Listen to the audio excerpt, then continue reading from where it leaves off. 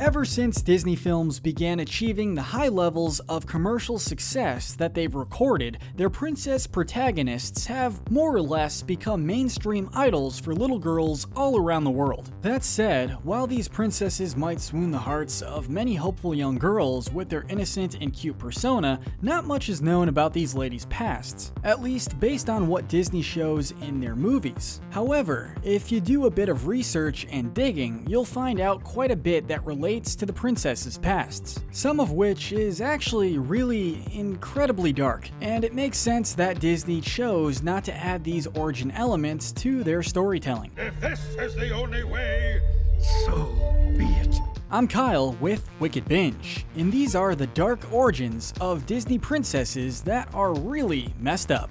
My little baby off to destroy people. Snow White's tragic upbringing. It's well known that Snow White's life has been plagued by unfortunate circumstance after unfortunate circumstance, all of which were caused by the evil queen's envious, narcissistic ways and desires to kill Snow White for simply being fairer than herself. Magic mirror on the wall, who is the fairest one of all? That said, when you take a look back at the original version of the story published by the Brothers Grimm back in 1812, you will realize that Disney downplayed just how rough life had been for Snow White. In both accounts of the story, the queen solicits the assistance of a hunter who was charged with the task of slaying Snow White and bringing back some of her organs to the queen. After the failed attempt, Disney shows the next attempt when she successfully poisons Snow White with an apple. Bring back her heart. While both events did occur, in Grimm's version, publishers made it a point to include additional instances where the queen attempted to take Snow White's life, both of which were not mentioned in Disney's interpretation of the story. According to the 1812 publication of the book, after the first unsuccessful attempt, the queen, upon realizing that Snow White was indeed still alive, immediately made a second try on her life. I've been tricked. By using witchcraft, she transformed herself into an old peddler woman and visited the house of the seven dwarfs. There, she sold Snow White a hand-sewn corset that she had made herself. The queen had hoped that she had sewn it too tightly for Snow White and that she would have consequently died from asphyxiation. However, Snow White survived. This was followed by a third attempt, this time with a poisoned comb. The queen managed to get Snow White to use a comb that she had poisoned, hoping that it would have killed her. Unfortunately for the queen, it didn't. While Disney does capture the sad life that Snow White had as a direct result of her narcissistic mother, had producers included the two additional assassination attempts on the part of the evil queen, it may not have made Snow White's story a whole lot more tragic, given that she survived these attempts in the original story, but it would have definitely shown the queen to be a bit more serious about her goals. Don't worry, I'll be alright. The tough life of Cinderella. While most Disney princesses have had it rough, Cinderella's story is enough to make anyone's heart weep. Her tragic story of being a maid to her wicked stepmother and stepsisters who treat her like vermin is devastating in and of itself, let alone when you take into account the fact that they desperately tried to sabotage Cinderella's attempts at trying on the glass slipper that would have sealed her fate for the good forever. Oh no! No, please!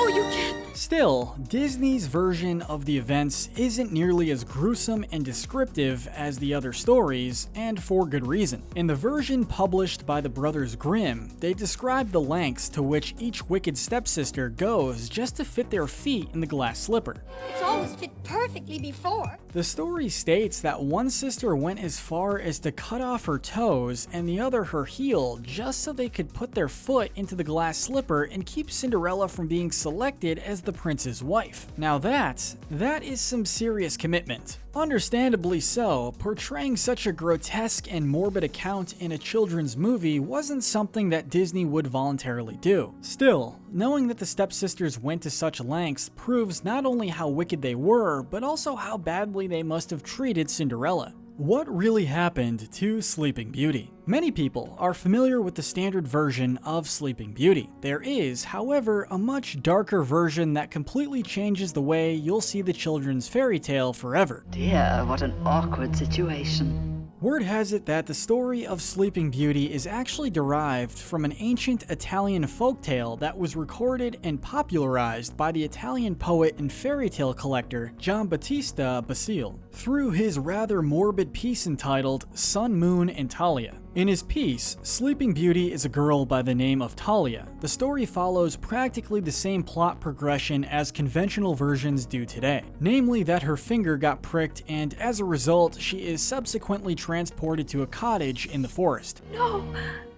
No!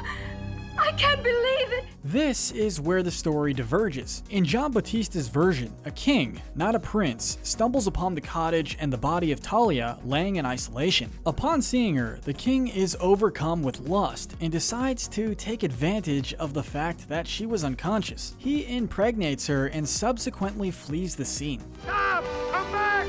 Open up!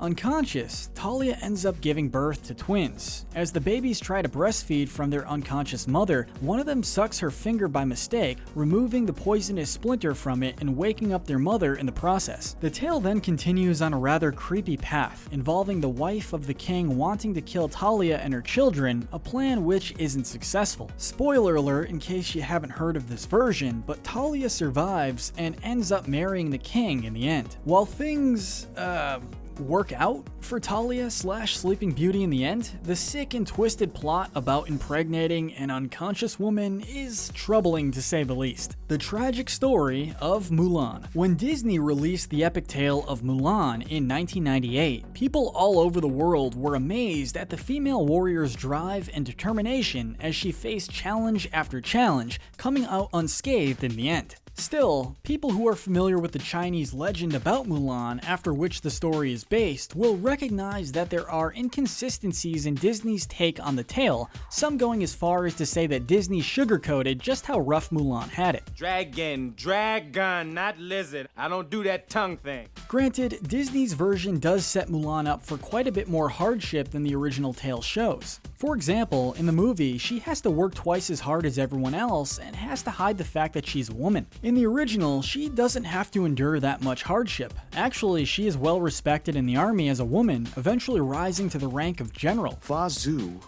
I didn't know Fa Zhu had a son. The soldiers in the army weren't bothered in the slightest by the fact that Mulan was a woman. Actually, because of her gender, she was actually given even more props. The difference between both stories really happens at the end. In the movie, when Mulan returns home, she's able to honor her father's wishes by returning home alive, a fitting ending to a rather sad start to the movie. Father, I brought you the sword of Shan Yu and the crest of the emperor. In the original tale, however, it's not as happy an ending as many would hope. When Mulan returns home, her father had already passed away. This is a sad ending for Mulan as she feels like she failed her father. He wasn't able to see her return alive. And for that reason, the original tale is actually much sadder than the movie's interpretation, despite the latter showing her struggle through the army in a much tougher way than the former. The grief of The Little Mermaid. Among Disney princess movies, The Little Mermaid isn't exactly thought of as the darkest animated movie out there. Then again, I suppose its treatment of Ariel's mother's death and her own rejection of a life at sea is a little dark at times, and Ursula is definitely one of the best villains, without a doubt. Still, the level of darkness seen in the movie can't compare to the original tale upon which the movie was based. When the Danish author by the name of Hans Christian Andersen penned The Little Mermaid back in 1837, it was anything but a happy tale. In fact, the story merges a series of dark elements, including murder and sacrifice. To explain, as we know, the tragedy all starts with Ariel when she strikes a deal with Ursula, the sea witch. While in both versions of the tale, Ariel does gain legs which allow her to walk on land, in the Hans Christian Andersen version, she doesn't actually manage to win over the prince. To make matters worse, the prince ends up marrying another woman instead of Ariel, something which obviously breaks her heart. This poses quite a problem for Ariel, as in the Hans Christian Andersen version, she doesn't have a soul, meaning that her survival hinges upon the prince agreeing to marry her. She is only spared by the sea witch on one condition: she must kill the prince. She agrees to do so in order to spare her life, and comes close to doing it, going as far as to enter into the prince's room, where she sees him and his wife laying on their marital bed. So long, lovely boy. Sadly, she can't bring herself to kill the prince because she loves him. She therefore decides to sacrifice herself and accept her fate as opposed to taking his life. Although Ariel's loss of her mother and general unhappiness living in the sea does give the movie a bit of a sad ambience, the original version by Hans Christian Andersen is way sadder. It's no wonder that Disney decided to tweak the original version of the story. Portraying such a dark concept to young girls wasn't on their agenda. Who would have thought that Disney princesses originated in stories with such dark themes? Which one do you think is the darkest? Let us know in the comment section below. Don't forget to like this video, subscribe, and hit that notification bell. But most importantly, stay wicked.